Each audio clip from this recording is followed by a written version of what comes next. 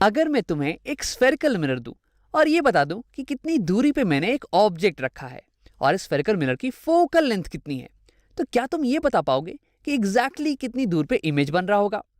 अब अगर मैं तुम्हें ये बता दूं कि इस ऑब्जेक्ट की हाइट कितनी होने वाली है, तो क्या तुम ये बता पाओगे कि इसकी इमेज की हाइट एग्जैक्टली कितनी होगी? तो इसी के बारे में हम बात करने वाले हैं इस वीडियो में।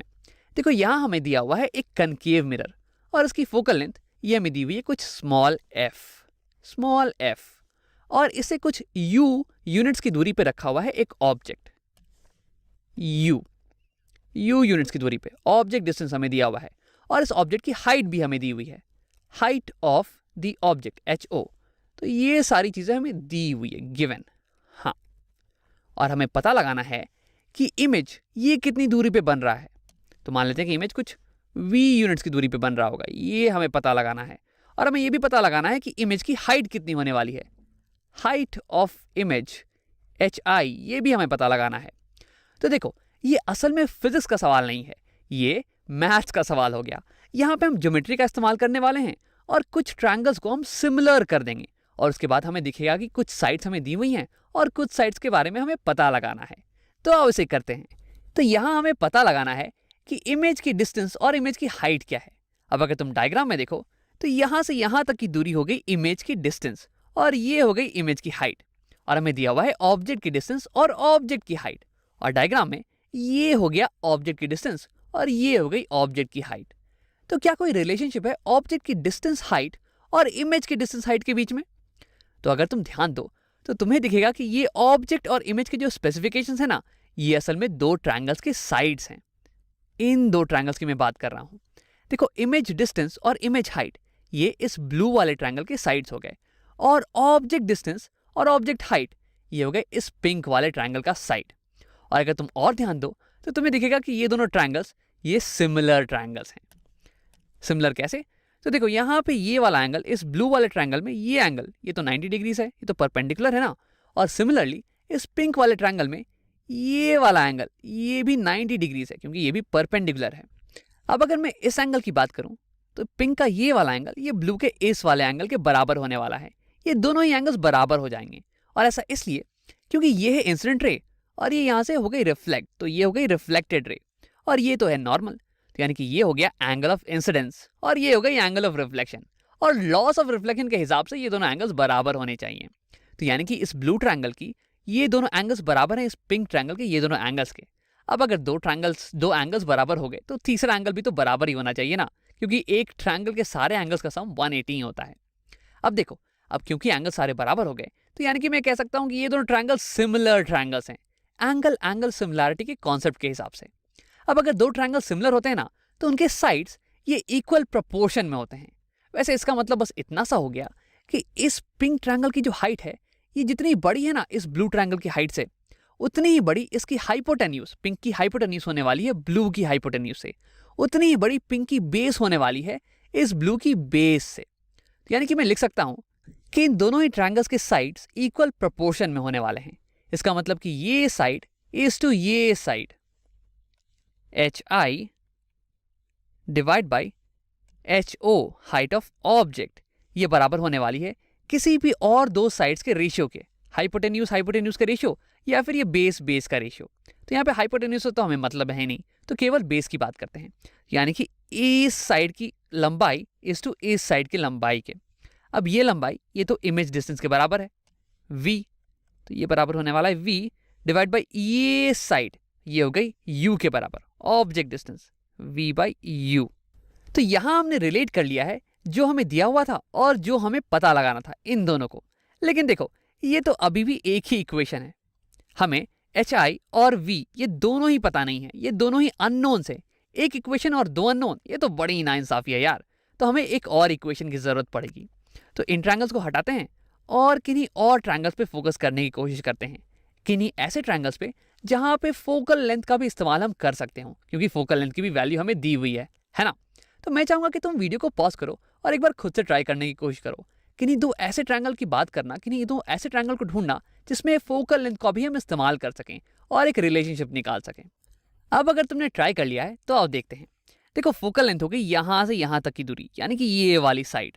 अब देखो, मुझे एक ट्रायंगल दिख रहा है, ये ये और यहाँ ये हो गया एक ट्रायंगल जिसमें कि फोकल लेंथ भी इंक्लूड हो रहा है। लेकिन देखो ये ट्रायंगल तो राइट एंगल है नहीं यार, तो इसे सिमिलर करने में थोड़ी दिक्कत आने वाली है, तो इसकी बात नहीं करते हैं, कोई राइट एंगल ट्रायंगल ढूंढते हैं। तो अगर तुम ध्यान दो तो मुझे दिखेगा एक ये वाला ट्रायंगल, यहाँ से ये और ये वाला ट्रायंगल, इसमें भी फोकल लेंथ आ रहा है। और ये वाला ट्रायंगल ये सिमिलर होने वाला है एस ट्रायंगल के, ये छोटा सा ट्रायंगल एस के। देखो मैं इनकी बात कर रहा हूँ, इसे मैं हाईलाइट कर देता हूँ। हाँ, तो देखो ये ट्रायंगल और ये ट्रायंगल ये दोनों ही सिमिलर होने वाले हैं। अब कैसे? तो इस ट्रायंगल में ये वाला जो एंगल है ना, ये बराबर हो जाएगा इस एंगल के, क्योंकि वर्टिकली ऑपोजिट एंगल। और ये वाला एंगल ये तो खैर 90 डिग्री है ही, और ये बराबर होने वाला है इस एंगल के, ये भी 90 डिग्री होने वाला है। अब तुम सोचोगे कि राम ये 90 डिग्री कैसे हो गया? ये तो एक कर्व्ड साइड है ना, ये तो मिरर की कर्व्ड साइड है, यहाँ पे कोई स्ट्रेट लाइन तो है ही नहीं। तो देखो असल में इस मिरर को अगर तुम देखो तो यहाँ पे सेंटर ऑफ कर्वेचर इतनी दूर पे है, और ये कर्व्ड मिरर ये बहुत ही बड़ी होने वाली है। ये देखो ये बहुत ही बड़ी मिरर है, और ये हमारी जो मिरर है ना, ये इस कर्व्ड सरफेस का एक बहुत ही छोटा सा हिस्सा है। तो इसे मैं ऑलमोस्ट एक स्ट्रेट लाइन की तरह ट्रीट कर सकता हूँ।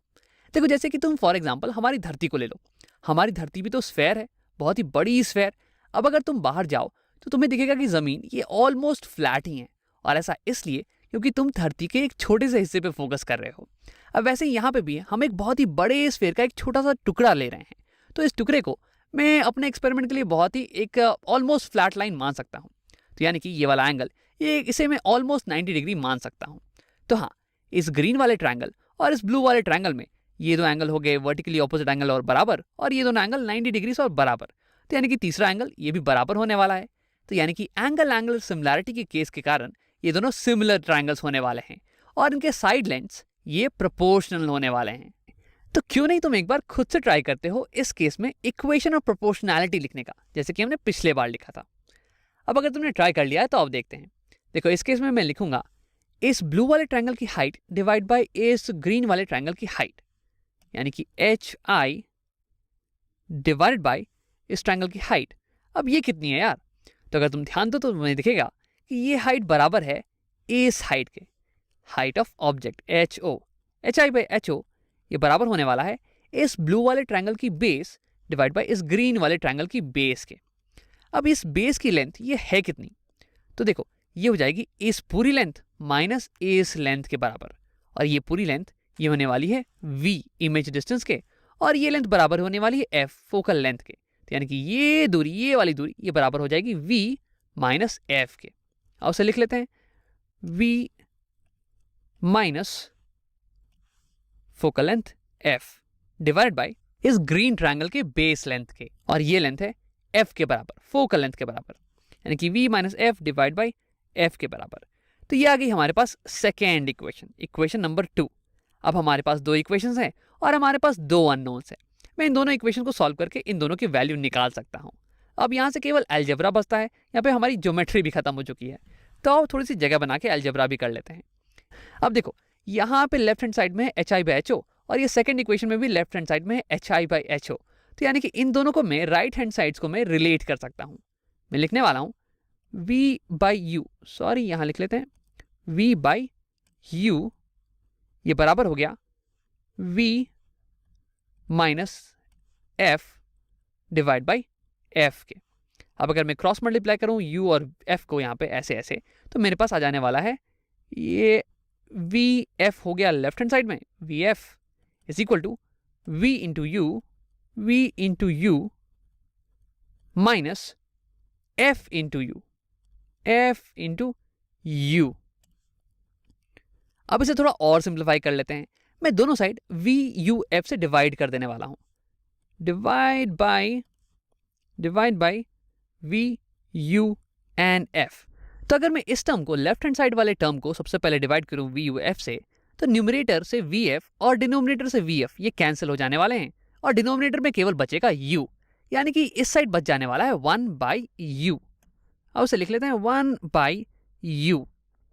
और अगर इस टर्म की बात करें तो ऊपर से VU और नीचे से VU ये कैंसिल हो जाने वाले हैं, और केवल बचेगा 1 बाई F, 1 बाई F। और अगर इस टर्म की बात करें तो ऊपर से FU और नीचे से FU कैंसिल हो जाने वाले हैं, और नीचे केवल बचेगा V। तो यानी कि इस साइड बच जाने वाला है 1 बाई V, 1 बाई V। तो ये आ गई हमारी इक्वेशन। अब इसे थोड़ा सा और अरेंज कर लेते हैं अच्छे से दिखने के लिए। मैं दोनों साइड अगर 1/v से ऐड कर दूं, दोनों साइड 1/v को ऐड कर दूं, तो यहाँ से 1/v गायब और यहाँ आ जाएगा 1/v। हमारे पास बच जाएगा 1/f is equal to 1/v plus 1/u plus 1/u। अब देखो ये हमारे पास आ गई एक इक्वेशन जो कि रिलेट करती है फोकल लेंथ, इमेज डिस्टेंस और ऑब्जेक्ट डिस्टेंस को। देखो हमें इस सवाल में पता था कि फोकल लेंथ कितना है और ऑब्जेक्ट डिस्टेंस कितना है, और इस इक्वेशन की मदद से मैं ये निकाल सकता हूं कि इमेज डिस्टेंस क्या होने वाला है, इमेज एग्जैक्टली कहां पे बनने वाली है। और यहां से मैं v की वैल्यू को उठा के अगर इस इक्वेशन में डाल दूं तो देखो यहाँ पे u की वैल्यू मुझे पता है, ho की वैल्यू दी हुई है, v की वैल्यू मैंने निकाल ली। तो अब इसकी मदद से मैं hi यानी कि हाइट ऑफ इमेज, इसकी वैल्यू भी कैलकुलेट कर सकता हूं। तो यानी कि इस सवाल में हमें पता लगाना था इमेज की डिस्टेंस और इमेज की हाइट, और हमने उन दोनों को ही पता लगा लिया है। हमने एक इक्वेशन को भी निकाल लिया है जो कि हमेशा फोकल लेंथ, ऑब्जेक्ट डिस्टेंस और इमेज डिस्टेंस को रिलेट कर सकता है। लेकिन देखो असल में ये इक्वेशन ये एक पर्टिकुलर केस के लिए वैलिड है। देखो हमने जो एग्जांपल लिया था ना, उसमें हम एक कनकेव मिरर ले रहे थे और ऑब्जेक्ट की एक रियल इमेज ही बन रही थी। लेकिन क्या होगा कि अगर ऑब्जेक्ट को मैं कुछ ऐसी जगह पे रखूं कि वर्चुअल इमेज बने और कनकेव मिरर की जगह पे मैं कन्वेक्स मिरर को ले लूं, तो उस केस में ये वाला इक्वेशन ये होल्ड ट्रू नहीं करने वाला है। देखो ये एक जनरल इक्वेशन नहीं है, ये एक बहुत ही स्पेसिफिक केस के लिए इक्वेशन आया हमारे पास। अगली वीडियो में हम ट्राई करेंगे एक जनरल एक्सप्रेशन निकालने की, एक ऐसा एक्सप्रेशन जो कि किसी भी स्फेरिकल मिरर के किसी भी टाइप ऑफ इमेज के लिए वैलिड हो और हमें इन सब की रिलेशनशिप दे दे।